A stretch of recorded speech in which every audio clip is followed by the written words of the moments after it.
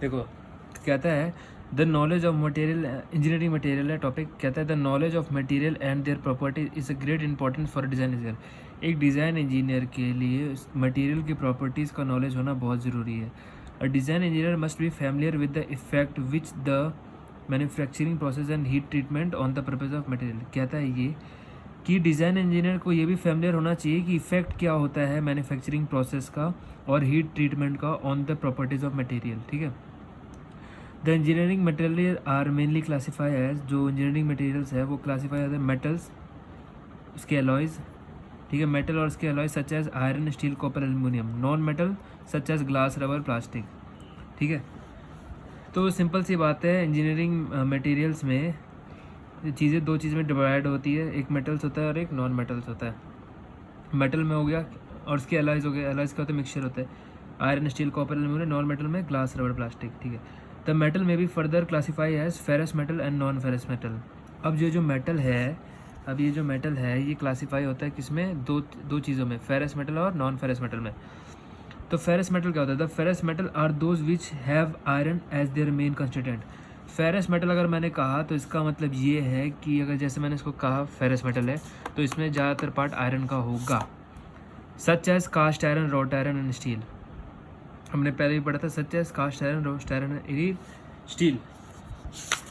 Same चीज़ हमने कहाँ पढ़ी थी, हमने यहाँ पढ़ा था फेरस मेटल में कि फेरस मेटल क्लासीफाई होते हैं cast iron, wrought iron, steel में, अलॉय स्टील में। इसी तरीके से बता रहे हैं कि फेरस मेटल किसमें, कास्ट आयरन हो गया, रॉट आयरन हो गया, स्टील हो गया। ठीक है, अलॉय स्टील भी होता है, अलग होता है। और फिर कहते हैं नॉन फेरस। नॉन फेरस क्या हो गया, नॉन फेरस मेटल वो हो गए जो those which have metal other than iron. Iron को छोड़ के बाकी मेटल्स। ठीक है, मतलब आयरन इसमें मेन कॉन्स्टिट्यूएंट नहीं करेगा, फोकस नहीं करेगा, उसको छोड़ के जैसे copper, aluminium, brass, steel, zinc, इसमें क्या आयरन है, नहीं है, तो नॉन फेरस मेटल ये हो गए। ठीक है, फेरस मेटल कहने का मतलब आयरन, नॉन फेरस मेटल का मतलब आयरन नहीं। अब आते हैं the non ferrous metal are those which have metal other than iron. ठीक है, देन मैकेनिकल प्रॉपर्टीज। अब यहाँ पे हमें बहुत बोलता है कि मैकेनिकल प्रॉपर्टीज पढ़ना है।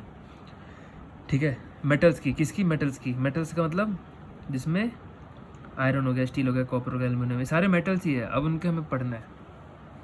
तो सबसे पहला स्ट्रेंथ। स्ट्रेंथ क्या है, ability of material to resist the external applied force without breaking.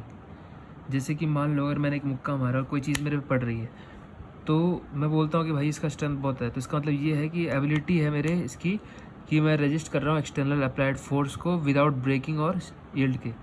ठीक है, ये होता है स्ट्रेंथ। स्टिफनेस क्या है, पैर पे स्टिफनेस बोल देता है हॉस्पिटल वाला, इसका मतलब ये है कि मटेरियल टू रेजिस्ट डिफॉर्मेशन।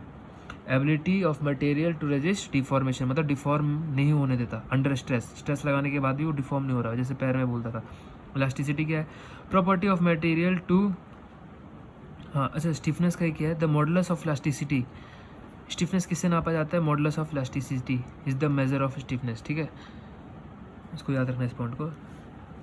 अब आता है elasticity, the property of material to regain its original shape and after deformation. External force हटा देंगे तो ये तो पता ही है elasticity. The property is desirable for materials used in tools and machines. Elasticity property हमारे को डिजायरेबल है किसमें, मटेरियल में जो कि टूल्स और मशीन्स में यूज होते हैं। It may be noted that steel is more elastic than rubber. इस बात को ध्यान रखना कि स्टील को ज़्यादा इलास्टिक है रबड़ से। ठीक है, और ये प्रॉपर्टी किस में देखी जाती है, टूल्स में देखी जाती है और मशीन्स में देखी जाती है। Plasticity, it is the property of material which retain the deformation produce on the road. कहने का मतलब ये है कि ये कर लेता है वापस, मतलब वापस नहीं करता, जो हो गया सो हो गया, प्रोडक्ट वैसा का वैसे ही रह जाता है लोड लगने के बाद, परमानेंटली वैसे होता है। This property of material is necessary for forging in stamping image of coin and ornament work. ठीक है, सिंगार का सामान हो गया या स्टैम्पिंग इमेज हो गया या फॉर्जिंग हो गया।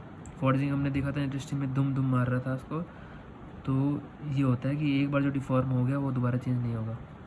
ठीक है, डक्टिलिटी क्या है, it is the property of material enable it to drawn into wires. ठीक है, डक्टिलिटी मैंने बोला तो वायर्स में ड्रॉन हो सकता है। Application of tensile force, tensile force है। Ductility material commonly used in engineering places in order of diminution ductility. ठीक है, कहता है a ductile material commonly used in engineering practices. ठीक है। डक्टाइल मटेरियल यूज़ होता है कौन कौन सा, डक्टाइल मटेरियल कौन कौन सा है, mild steel, copper, aluminium, nickel, zinc, tin और लेड, ये सारे डक्टाइल मटेरियल है। ब्रिटलनेस क्या होता है कि कांच होता है जैसे ब्रिटल हो गया, उस पर हल्का सा चोट लगा तो वो पूरा टूट जाता है। It is a property of material opposite to ductility, it is a property of breaking of material with a little permanent distortion, हल्का सा लगाया तो पूरा टूट जाता है। Cast iron is a brittle material, तो कास्ट आयरन एक ब्रिटल मटेरियल है, ठीक है। मेलेबिलिटी क्या है, it is a special case of ductility, malleability का किसी चीज़ को मेटल में चेंज कर सकते हैं, ठीक है, हैमर करके या थिन शीट में चेंज करके। A malleable material should be plastic but it is not strong, ठीक है। मेलेबल मटेरियल कौन कौन से होते हैं, लेड होता है, सॉफ्ट स्टील होता है, रॉट आयरन होता है, कॉपर होता है, एल्युमिनियम होता है, ठीक है। A malleable material should be plastic but it is not essential to be strong, जो मेलेबल मटेरियल कॉमनली यूज़ होते हैं इंजीनियरिंग प्रैक्टिस में वो होता है lead, soft iron, wrought iron, copper और एल्युमिनियम। इसी तरीके से डक्टाइल में कौन कौन सा होता है, mild steel, copper, aluminium, nickel, zinc, tin और लेड। टफनेस क्या होता है, it is a property of material to resist fracture, fracture जो रेजिस्ट करे toughness due to high impact load, मतलब सडन लोड पड़े तो जो फ्रैक्चर को रोक दे, रेजिस्ट फ्रैक्चर कर दे। High impact load like hammer blow, the toughness of material decrease when it is heated, simple सी बात है जब किसी चीज़ को हीट करोगे तो टफनेस खत्म हो जाएगी। The property is desirable in part subjected to shock, जहाँ पे हमारे को शॉक लगता है अचानक से, मतलब कोई अचानक से इम्पैक्ट लोड दिया तो हम उससे टफनेस टेस्ट करते हैं, ठीक है। रेजिलेंस क्या होता है, it is a property of material to absorb energy and to resist shock and impact, ये भी क्या है,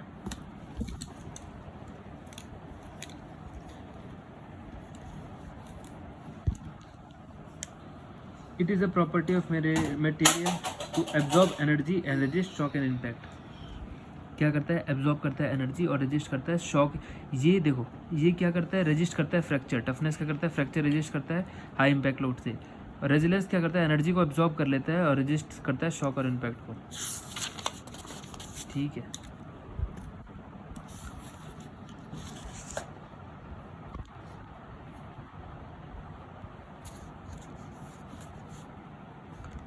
ठीक है, तो कहता है it is measure by the amount of energy absorb per unit volume.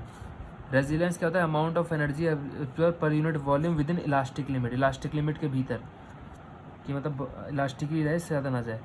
This property essential for spring material, resilience spring में होता है, ठीक है। एनर्जी एब्जॉर्ब करता है इलास्टिक लिमिट के अंदर और वापस आता है, ठीक है, और शॉक को कम करता है ना। एनर्जी एब्जॉर्ब कर लेता है मतलब चीज़ों को एब्जॉर्ब कर लेता है, जैसे स्प्रिंग हो गया, कोई चीज़ आई इस पर काइनेटिक एनर्जी से या ऊपर से गिरी तो उसको एब्जॉर्ब कर लेता है, इसको रोकता नहीं है। पर टफनेस क्या होता है, इसको फ्रैक्चर होने से रोकता है, हाई इम्पैक्ट लोड को रोकता है, तो कितना टफ है। नेक्स्ट है क्रीप।